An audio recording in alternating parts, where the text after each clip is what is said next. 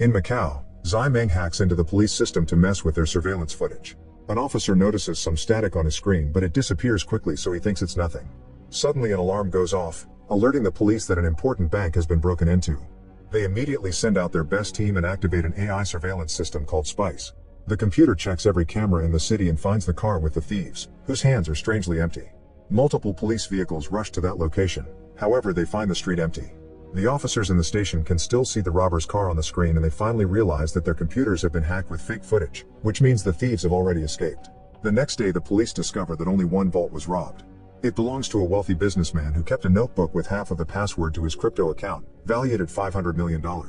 At Macau Tower, the thieves are taking over the offices of a digital asset management company. A few employees are beaten up and soon the staff is taken hostage. One employee is forced to open the door to the company server, and Xiao Xin uses a computer to grant Zai Meng access.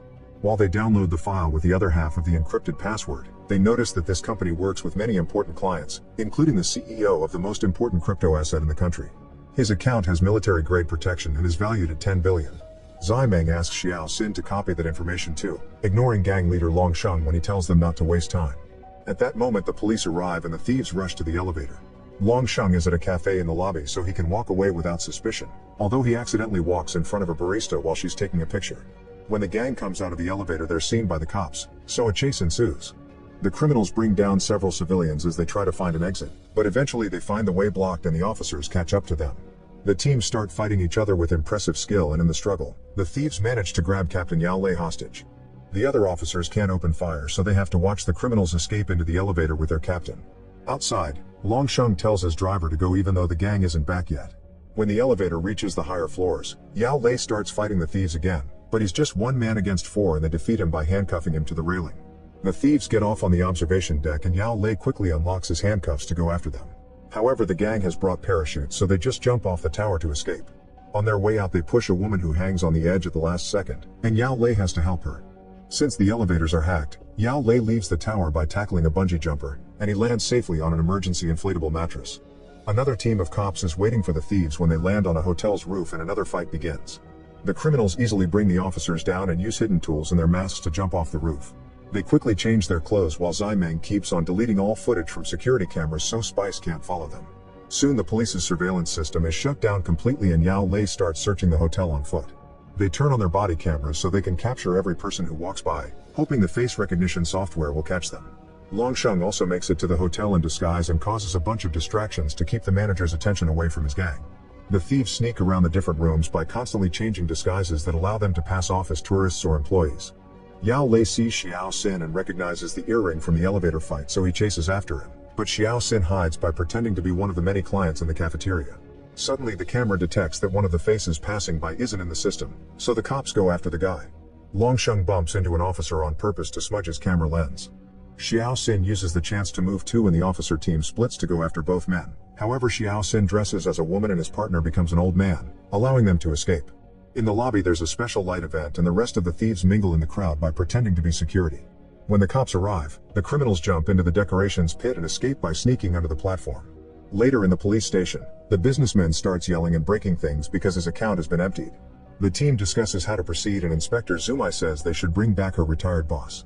Yao Lei points out that an old man won't know how to deal with AI tracking, but Zumai reminds him that Spice is useless now that it's been hacked, so they need someone who remembers how to do police work the old-fashioned way.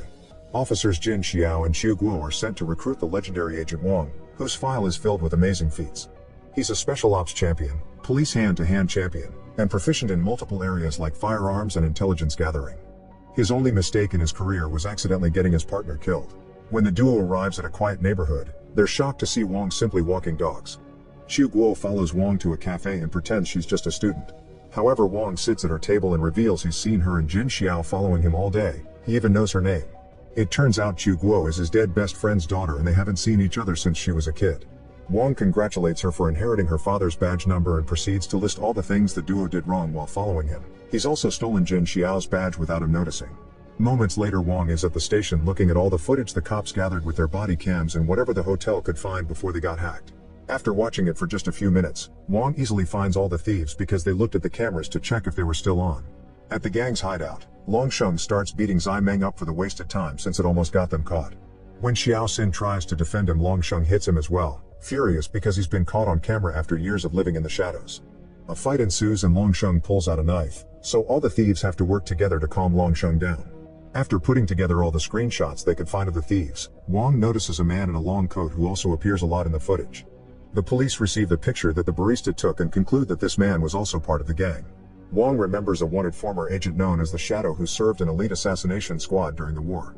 He quit the force in the 80s to seek wealth and vanished without a trace in 1999. He thinks this mysterious man is the Shadow returning and wants to send out a surveillance team to find him. Zumai explains they don't have a surveillance team anymore because Spice replaced it, but she'll allow him to form an emergency squad for this case. Wong is skeptical because nobody can be trained in such a short amount of time.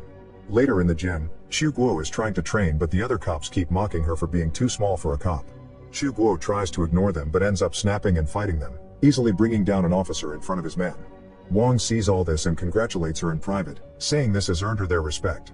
In the evening, Wong drinks on the roof and remembers the death of Chu Guo's father. He promises to take good care of her in his memory. The next day, Wong announces he'll train a surveillance team and Chu Guo signs up. He teaches them how to move without giving away that they're cops and to memorize every detail no matter how insignificant it may be. On the first day on the street, the team pretends to be citizens to keep up their covers, but Wong keeps Chu Guo in the van with him because she's his hidden ace. Whenever someone makes a mistake, Wong leaves the van just to scold them. 12 days later, Zimeng is trying to plan a last mission so Longsheng can be at peace and they can all retire for good. He's found the server location of the CEO's account, but the digital vault is hard to access.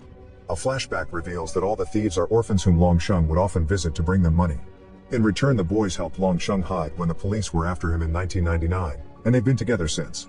On day 15, Chu Guo goes out to get food and on her way back to the van, she sees some women being attacked by drunk men. Wong reminds her that she's undercover and she should call the regular police, but Chu Guo ignores him and goes to confront the men.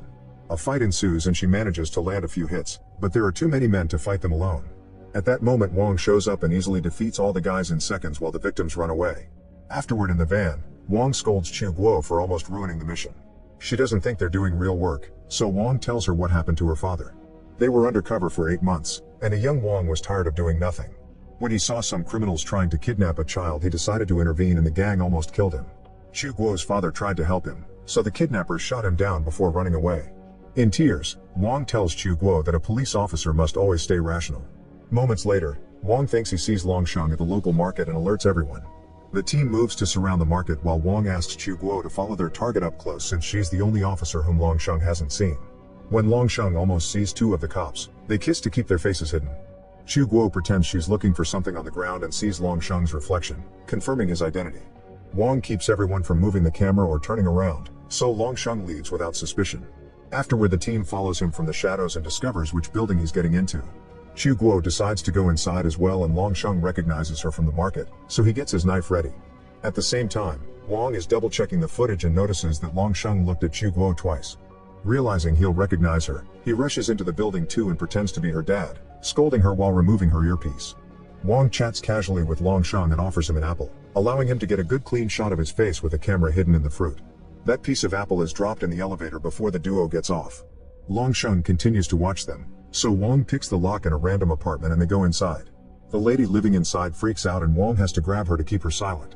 Thanks to the Apple camera, the team sees that Longsheng is going to the 8th floor, so Jin Xiao rushes ahead and installs a few hidden cameras on that area. They discover that Longsheng lives in apartment 802, so now the cops can make their next move. Wong's team rents an apartment across the street to spy on Longsheng from afar and steal his trash. They find a bunch of torn Sudoku puzzles, but they're all unsolvable. Meanwhile, Longsheng spends his time popping bubble wrap. Later at the market, Wong continues to pretend to be a neighbor and Longsheng approaches him with some chit-chat while secretly scanning him for hidden devices. They talk about their fake lives and Wong says he has a gambling problem, so the calluses on his hands are from playing cards and not holding a gun.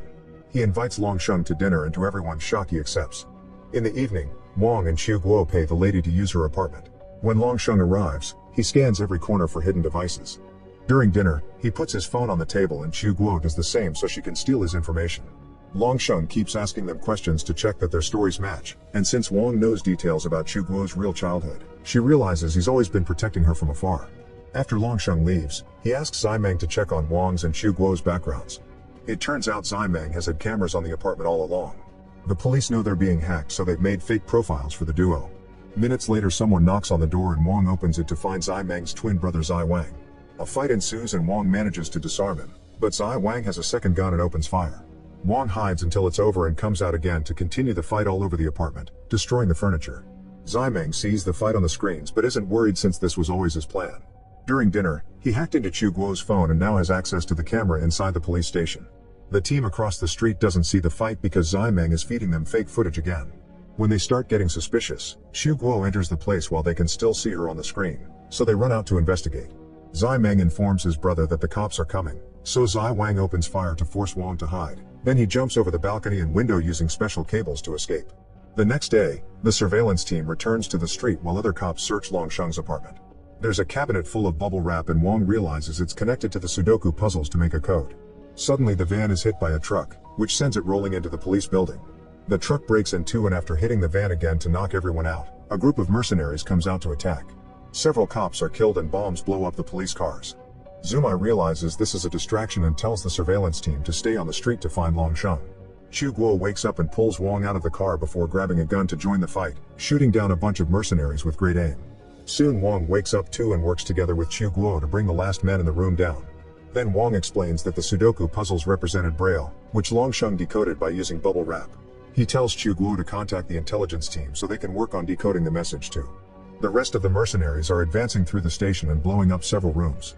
Meanwhile, the two members of the surveillance team find Longsheng in an abandoned orphanage. Zumai is about to give them orders when the power goes out in the police building and the whole team loses communication. Inside the orphanage, Longsheng finds some thugs and realizes that Zai Meng has set him up. However, he's still an amazing warrior and has no trouble fighting all the thugs at the same time with his knife, although he does get wounded a couple of times. In the station, Wang continues to fight the mercenaries, who are specifically after him because there's a big reward for his head. He moves from room to room, receiving plenty of blows but also bringing down several mercenaries in return. Chu Guo sneaks around until she finds a satellite phone and contacts Jin Xiao to tell him about the Braille, but she's interrupted by a mercenary attacking her. They start fighting too and after some struggle, Chu Guo wins by throwing the mercenary through a window. Thankfully backup arrives and the police force finally ends the battle. In the orphanage, Longsheng has killed all the thugs after a brutal fight. He points his knife at the camera in fury, but at that moment Zai Wang shows up and says this was his idea. As Zai Meng freaks out because his brother's presence wasn't part of the plan, Zai Wang explains that Longsheng is too dangerous to keep around and jumps on him to fight him. Both men are very good warriors and hit each other a few times before they fall through a window. Zai Wang sees that he has a knife in his stomach before Longsheng starts choking him. When Zai Wang tries to use the knife against him, Longsheng turns it around and kills his favorite son. The cops are starting to surround the orphanage, so a crying Zai Meng has no choice but to activate the explosives as originally planned. Sometime later, Zumai reveals to Wang and Chu Guo that she brought the CEO's crypto fortune to the police station server to protect it after the last mission. When they check the safe, they find it empty. It turns out that the thieves dressed up as cops and pretended to be part of the backup team, so while everyone else was rescuing the wounded men, they robbed the safe. In the orphanage, Longsheng emerges from the debris still alive and cries for Zai Wang. When the cops surround him, he surrenders and says he'll cooperate. At the station, Zumai turns on Spice again and the computer quickly finds the van with the thieves. The cops follow them to the same hotel so the thieves split to run in different directions. Wang finds Zai Meng in the laundry room and they start fighting, so two other thieves cut in and tell Zai Meng to run while they take care of Wang. The two guys fight as a synchronized duo so Wang has some trouble keeping up. Outside, Chu Guo notices there's a big event happening and guesses that Zai Meng will hide in the crowd, but she can't find him. In a police truck, Yao Lei gives Longsheng back his phone and tells him to call Zai Meng. Unfortunately, the criminal's devices are untraceable, so Chu Guo has to search for a man on the phone. However, Zai Meng can tell that Longsheng is buying time for him and immediately starts moving again. Chu Guo remembers Wang's lessons and finds him by noticing a man checking on the cameras. At that moment, Zai Meng remotely kills her earpiece. In the laundry room, Wang uses a tool to knock out one of the thieves and locks the other up in a washing machine. In the police truck, Longsheng drops the phone as a distraction and starts fighting the cops. He activates an officer's gas grenade and takes advantage of the chaos to bring them all down. After removing his handcuffs, Longsheng describes Zai Meng to the cops. Jin Xiao finds Chu Guo and gives her his earpiece before continuing the search. Wang jumps on a man who matches the description, but it's a civilian who Zai Meng changed clothes with. Currently, Zai Meng is entering the train station and Jin Xiao follows him since he can't contact his team. Unfortunately, Longsheng bumps into him and stabs him to stop him. Then Longsheng catches Zai Meng and stabs him multiple times before turning his own knife to finally kill him. Before dying, Zai Meng tells him the crypto password.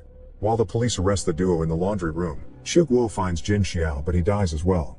Sometime later, the police have no leads on Longsheng because the stolen money hasn't been moved. Wang points out he's an old-school thief, So Chu Guo realizes that Long Sheng has no idea how to cash crypto.